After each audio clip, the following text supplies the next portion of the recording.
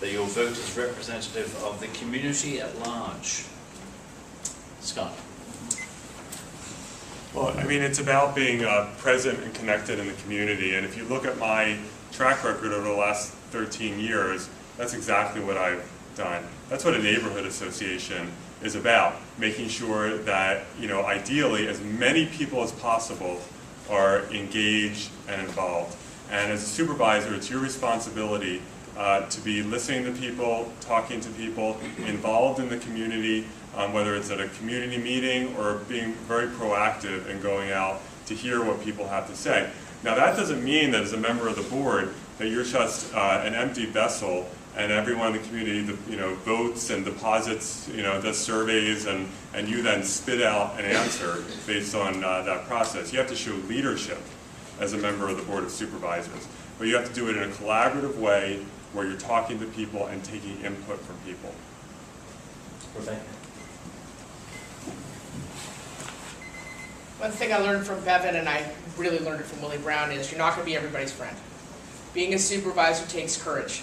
And whenever I get asked this question, I always talk about how I decided the issue about sit-lie. When I made the decision about sit-lie, everybody said, it's the Karen on Cash of the year. You say no to it, your campaign goes down in flames. It's polling 70-30. So I went and talked to different people. I went and spoke to a family up on Liberty Street. The woman lives in breathes CW Nevius, 70 years old. I looked at her and I was like, it's my test case right here. I got to tell her why I don't think it's right. You need to be able to be people's friends, keep your ear to the ground, make your calls, and be comfortable with it, because that's what the job entails, and that's what kind of supervisor I'd be. Bill? So obviously we're elected by our district. My first and foremost loyalty would be to District 8, but you've got to think on a larger level. I think that's part of the dysfunction down at Board of Supervisors now is they're so entrenched on absolutely getting whatever they want for just their district and not looking at what is right for the city as a whole that would benefit us in the long run. So that's something I would be committed to. Rafael?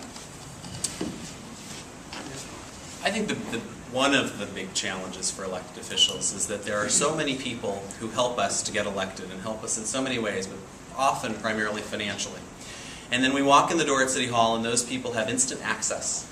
And I think it is a really important thing for supervisors to do what they can to maintain their connections to the people who don't play a role in funding campaigns. And so I think that to the extent a supervisor can develop neighborhood capacity, as I was talking about earlier, around the different neighborhoods in the district, and to have a set of people who are thinking about neighborhood issues and then can engage around them, that's something that would be important to me. Next question. What is your